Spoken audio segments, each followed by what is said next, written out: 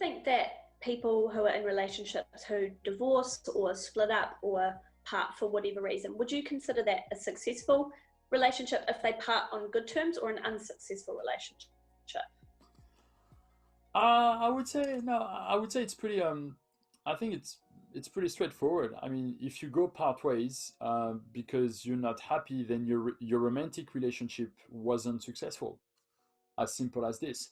Now, if you play on the term of relationship, then basically you start to transform your romantic relationship maybe to a friendship relationship. Then, in that sense, your relationship is evolving. It's not successful or unsuccessful anymore. It's evolving. The romantic one was unsuccessful. The friendship one might become highly successful right here. So it's just like an evolution of the relationship that you have right here. The important thing right there, it's about what are you committed to. And it's something that I've done on myself, and it's something that I've done I do with some of my clients fairly often. Is about, I'm asking them, what are you committed to for your partner? And most of the time they say, I'm committed to happiness, I'm committed to be happy for myself, but also I'm committed for my partner to be happy. And I said, all right, well, sometimes being happy means that you have to let them go. You have to let your partner go, because that's what happiness look like. Happiness look like that you need to go different ways. And I've seen some relationship being transforming from romantic to friendship because they were committed to happiness, both of them, and it actually turned out to be fantastic. It turned out to be really good, and they actually became very, very, very good friends. So a relationship evolves all the time, but yeah, as soon as you cut communication, then it becomes an unsuccessful relationship, regardless of what type of relationship it is. You mentioned the stages of a romantic relationship, more specifically the 7 year sort of stages. Do you think that there's a similar sort of stage situation for just friendship relationships, in terms of like perhaps someone you met at high school and you're still friends?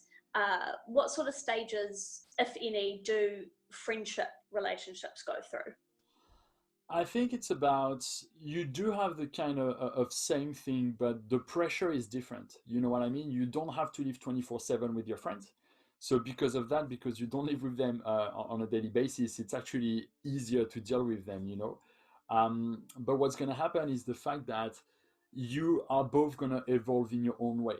You know what I mean? And so something that I've seen very commonly is people are going separate ways because maybe one of them is going to live in another city or in another country. So basically, they're going to be exposed to different experiences. Or one of them is going to have children and going to get married, and not the other one. So one more time, they're going to be exposed to different relationship, different experiences. So what's happening when it comes to friendship is the fact that you, as an individual, you are getting exposed to certain experiences. Your friend, on the other hand, is going to be exposed to other experiences. When this is happening, this is where you start to go a little bit sideways, both of you. The only way to stay together means that you would have to live the same experiences all the time during all your life.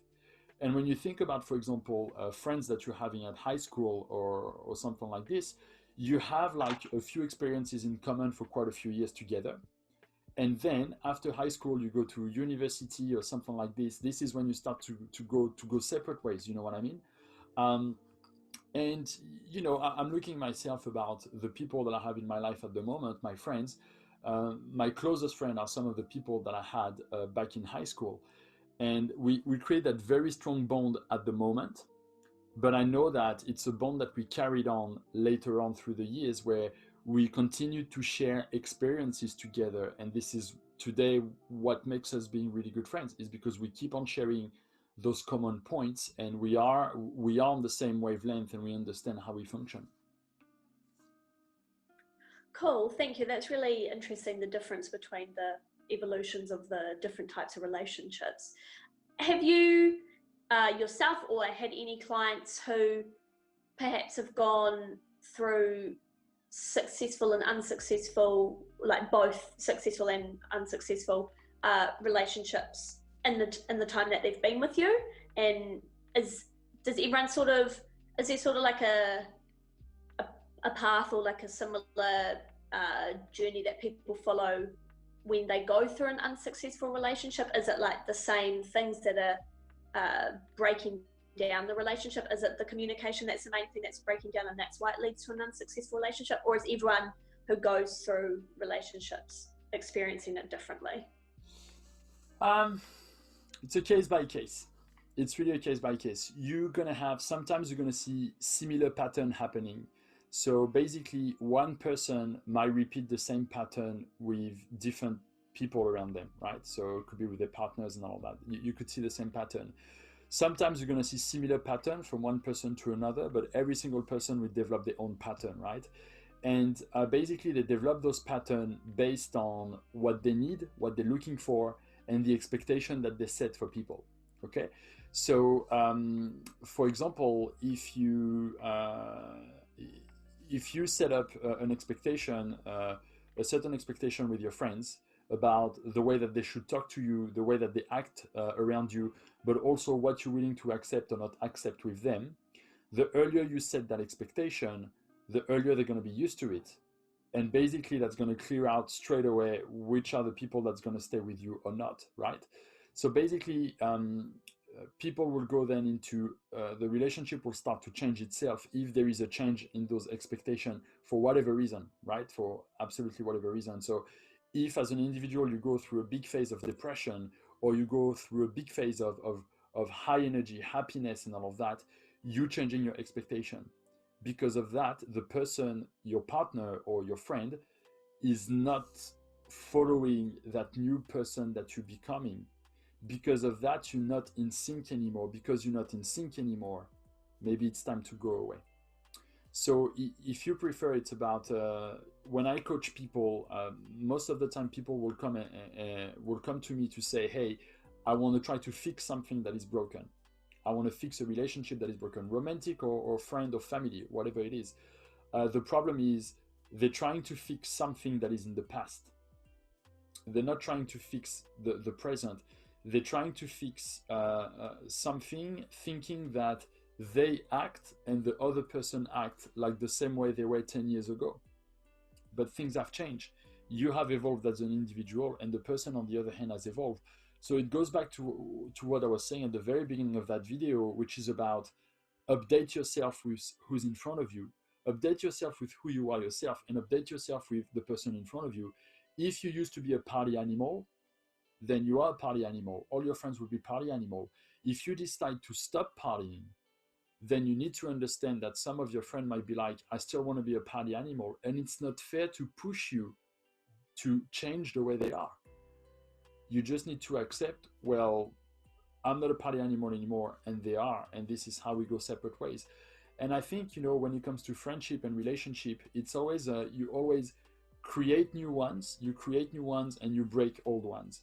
That's how it goes. And the more you go into life, the more you're going to open and close ones, open and close, open and close, open and close, because whatever stage you enter with, you're going to have a new set of people that will come up with that.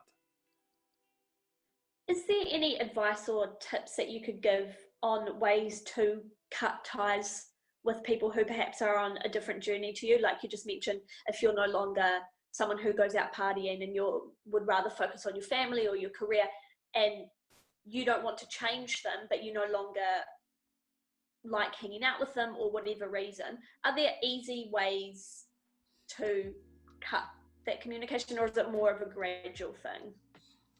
It's for that, there's one more time, there's no one size fits all, because it's going to depend of yourself. It's going to depend of are you willing to take the risk to hurt them even if you don't want to, simply because the way you formulate it, that breakup, if we could say so, for some people it could be very painful.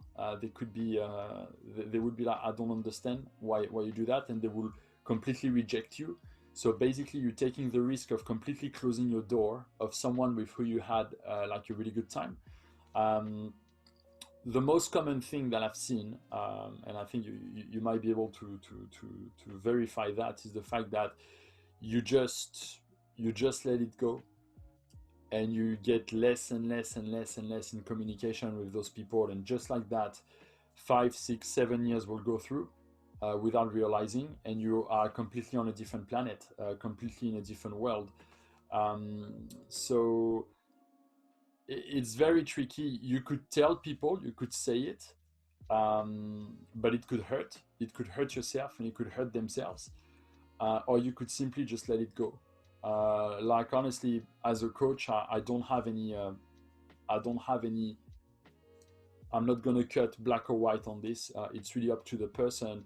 It's whatever they feel comfortable with. But I always like to say you need to have integrity as much as possible. So if you want to cut ties with someone, then I'd rather you having integrity and just say to the person, listen, I think I'm going in a different pathways. So maybe we should see each other a little bit less, instead of saying I want to cut ties, whatever. So if you want to round it up a little bit, you can do that. So communication is important, but yeah, you just don't want to be like, yeah, I don't like you anymore, I don't want to see you, bye. Unless it's a very toxic relationship, then yes, that's the type of things you want to do. But yeah, having integrity is the most important things right here, and I think there's no easy way around that. There's no easy way. Sometimes you gotta be harsh, and sometimes you gotta say the word that are hurtful, but it's for a good cause.